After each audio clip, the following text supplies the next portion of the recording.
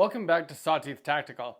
I've been getting a lot of questions in the comments about my light setup because I run pretty much the same setup on all of my newer builds and very similar setups on all of my other rifles.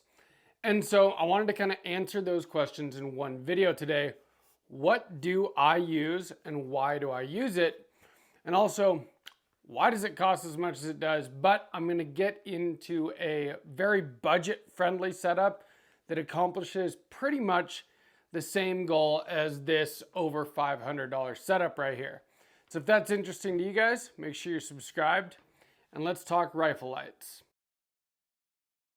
So my current favorite setup is from Modlite. I've got a Modlite on this gun, on my 300 Blackout, and on my Mark 18. Now, each one of them is a little bit different, but they're all set up in a very similar way. The reason why I have them all set up the same way as far as the switch goes and the switch placement and the placement of the light itself, the biggest reason is because in the dark, you don't want to have to search for anything. You want to be able to know where your light switch is and how you're going to activate it just on instinct. How often do I shoot in the dark? Not hardly at all.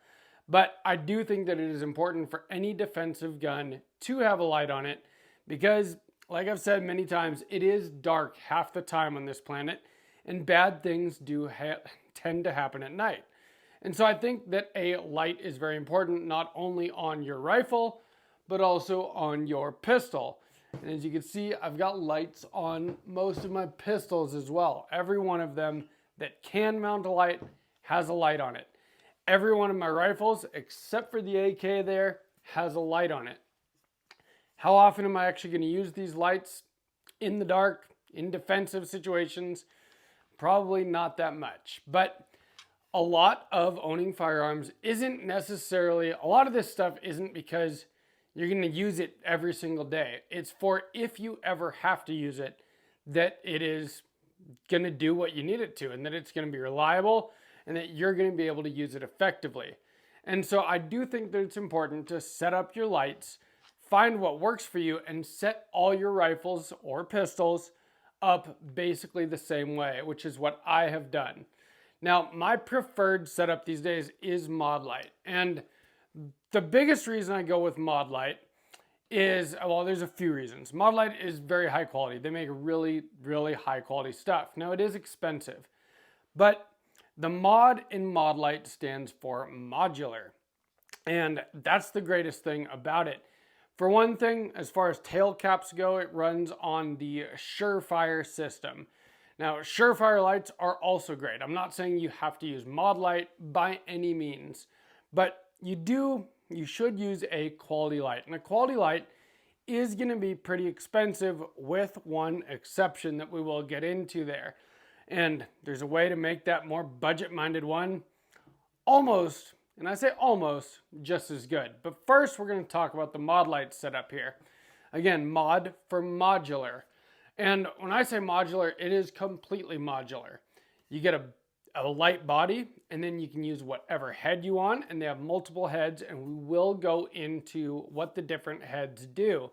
This one's a PLH V2, but this one is an OKW, and those letters and numbers do mean different things. The PLH V2 is a very high lumen output light, so it is extremely powerful, but it's going to have a little bit more spill, a little bit more flood, whereas the OKW is a high candela light, a little bit less lumens than the PLH V2, but the candela is what gives it that like laser focus beam where you can get light out to a very far distance and be able to engage targets at distance at nighttime, which I think is also important.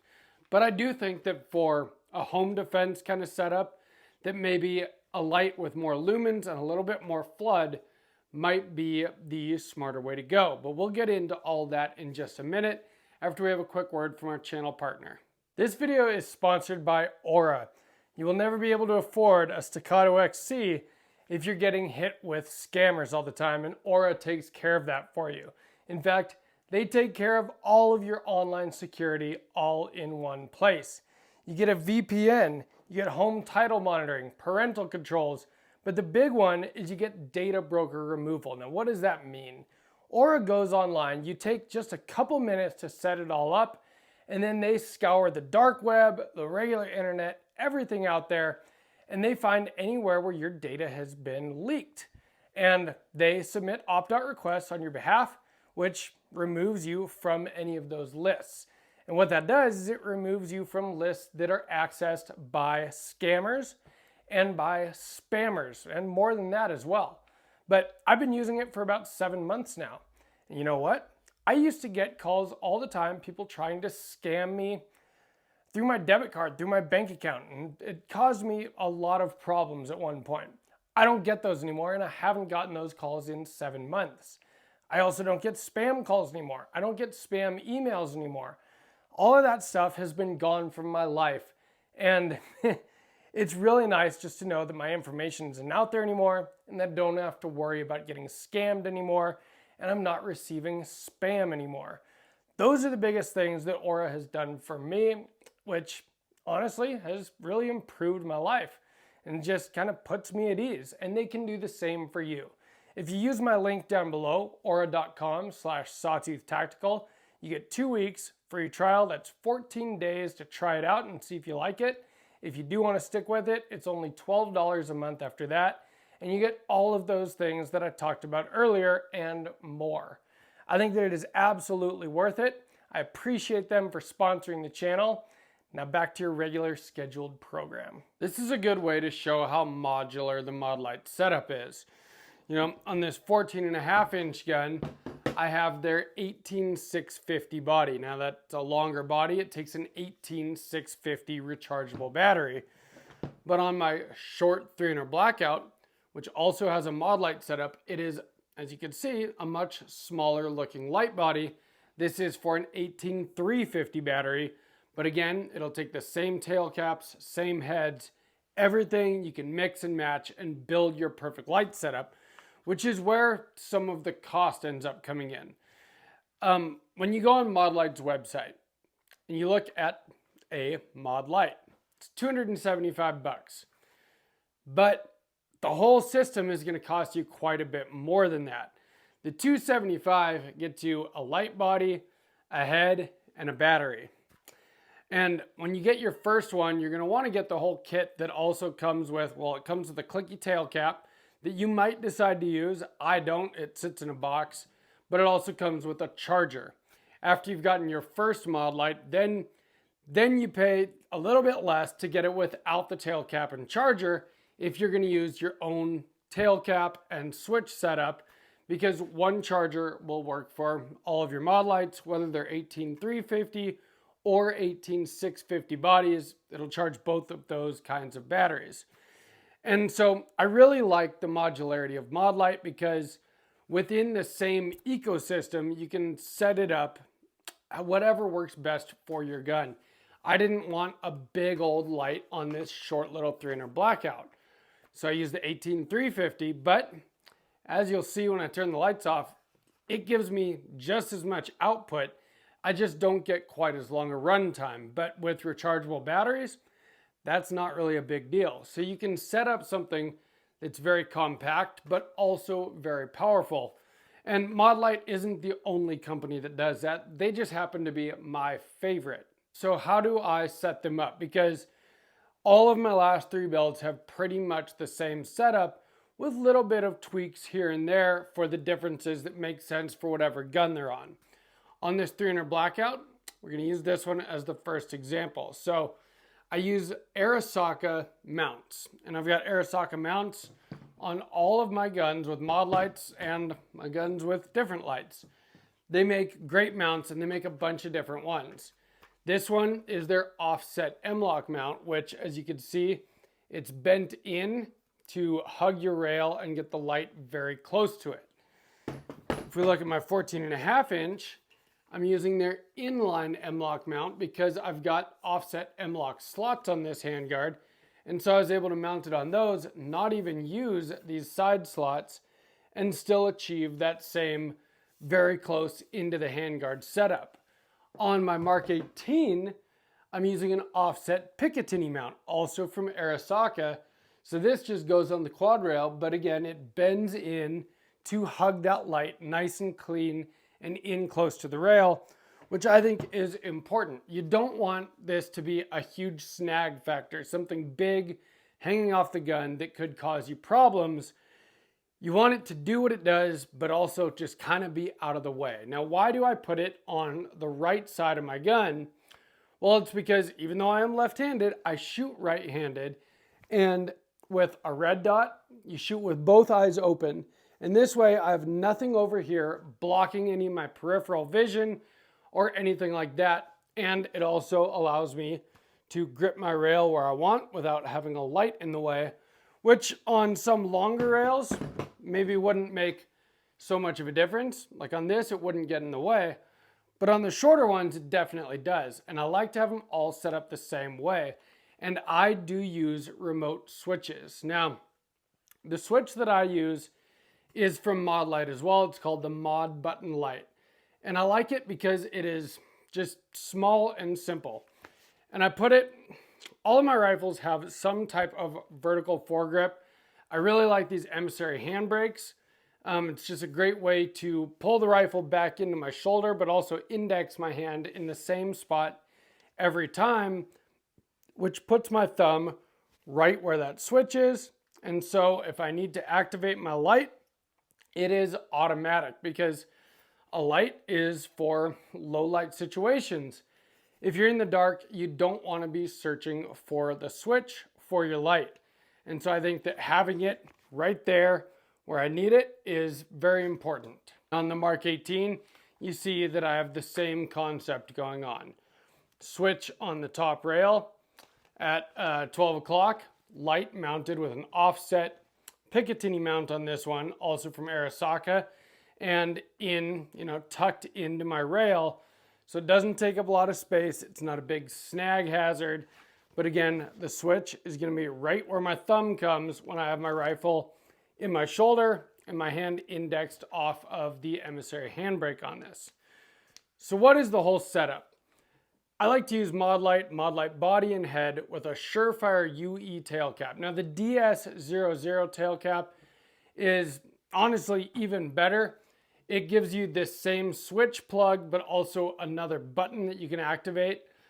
So a lot of people use that. I use the UE because I just kind of like it to be simple and clean, and I do use the remote switch.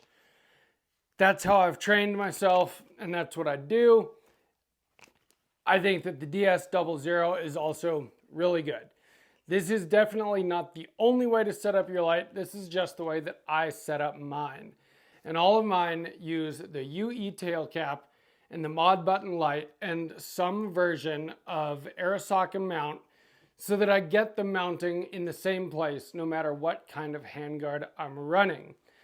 Now, we've already talked about light bodies. This one again is an 18650, the bigger body, and then we have the 18350 here. But Modlite also has multiple different heads. So both of these guns are running the PLH V2 head. The high lumen, little bit more floody head. This one is the OKW head, which is the more high candela, more focused beam. So we're going to look at that really quick and the difference between the two. I'm going to turn off the lights and we'll see what those look like. So first we're going to go with the PLH V2 here. And as you can see, it still has a very focused hotspot, but a nice spill that'll just allow you to see things a little bit bigger in your peripheral vision, especially if you're moving around your home or something, which is the reason that I use this head on my 300 Blackout, my home defense gun. Now, for comparison's sake, this is the OKW, and it's got a little bit more of a focused beam. Honestly, on camera, I don't think it's really doing it that much justice at this close distance, because this one still has enough spill, in my opinion, to do home defense CQB stuff just fine. But the higher candela will allow this OKW head to light up targets at a greater distance if you are shooting, 100 yards or more at night. And this right here is going to be the budget one that we're going to talk about in a minute. This is a Streamlight ProTac HL-X, and it's about a quarter the cost of these Modlite setups. And as you can see, still a pretty dang powerful light. It performs very well for its price point. So let's talk about the Streamlight setup real quick, because for a lot less money, you get pretty close to the same capability and performance as I do with these Modlite setups. But first, let's talk about the actual cost of a setup like this. So $275 for your body and your head. And then you're gonna pay, I think it's something like 54 bucks for the tail cap here. And then 78 bucks, actually the tail cap is 71. And then $78 for the switch. And then 45, 50 bucks, something like that for the Arisaka mount. And then if you want cable management, I'm using the Forward Controls Design cable management panels on this gun and on my 14.5 inch. And that's gonna be like another 40 bucks. Add in tax and shipping, and you are almost at $600 for this light setup. And so when you think about the lights on 3 of these guns, we're getting close to $2,000 in lights on 3 guns. But with a little bit of modification, you can get a very similar setup with a Streamlight ProTac HL-X. Now the ProTac HL-X is an all-in-one light, and you just saw its performance in, close proximity here. It's hard to really show its actual performance in the studio here compared to these other lights, but it does a pretty good job for its price point. It's a 1,000 lumen light, so it's got plenty of output, and it's like 130 bucks for the light and a pressure pad. So it is kind of an all-in-one deal, but I have found the pressure pad to kind of suck. I've gone through 2 pressure pads with this ProTac HL-X, and both of them had the same problem where after I used them for a little while, I couldn't rely on it actually working when I hit the pressure pad. There were many times when the light just wouldn't turn on when I would hit it, and I would have to mess with the tail cap on it, the included tail cap that comes with it, and like turn it and push it in to get it to work. I had Streamlight send me out a new pressure pad, new whole setup, because it's a one-piece deal that screws into the back of your light, and I still had the same problem. So instead, I've kind of set up my Streamlight to be the same as those Modlite setups. Again, as you see, Arisaka mount. This is the offset M-LOK mount, the same one that I'm using on my 300 blackout setup here, but in black. And that's the other thing about Modlite, you do get to pick the color that you want. FDE on the FDE gun, FDE on the Mark 18, green on the OD green gun. They have black ones as well, which is pretty sweet. With Streamlight, you can pick any color you want as long as it's black. But that's fine on my black gun here. So the Streamlight works great, and the light itself is fantastic. I just don't like the pressure pad. So Arisaka, the same company that makes these awesome mounts, they also make an adapter that screws into the back of your Streamlight ProTac and makes it into a Surefire compatible end here. So then I could use the same Surefire UE tail cap that I've been using on all my mod lights, the same Modlite mod button light switch, which is totally reliable in my experience. I've got them on 4 different guns, and now I have the same switch mounted in the same location so that it indexes at the same spot for my thumb every time my support hand is on the gun, and it's totally reliable. It's high lumen. It's not going to be a super high candela light, although there are new models that are higher candela, but it's going to do 90% of anything that I want a light to do, and it's going to be a lot less. Again, 130 bucks for the light itself. And then of course, yes, all right, so we've got another like 45 for the mount. We do have the Surefire tail cap, 71, I believe. And then the mod button, another 78. So we're talking about, closer to $300 when you're all said and done, to have your Streamlight set up this way. But $300 is less than over $500 for this setup, and it does very close to the same thing. Now, these mod lights are proven lights. I've ran a zillion rounds through all of these guns and they still work great. But you know what? I've been running this Streamlight for a long time too. It's been on multiple different guns. It started its life on this 300 Blackout, and then when I switched it out for the Modlite, it went on to my AR9. And AR9's actually, I mean, I feel like this thing barely recoils, but the action cycling is actually more violent than like a 5.56 or a 300 Blackout AR because it's direct blowback. And this light has held up just fine to that more violent cycling action. Streamlights work great, and they are just much more within most people's budget. And again, maybe you'll get lucky and your pressure pad will work great and your Streamlight will be like 130 bucks all in instead of closer to 300. In fact, the new Streamlights even come with an M-LOK offset mount. Like, they are really set up as a plug-and-play system where you don't just put every different piece together like you do with a Modlite or something else. You just get a light, it's simple, put it on your gun, and you're good to go with the Streamlight, and it costs a heck of a lot less. I do have some other budget light setups on my very first two ARs I ever got.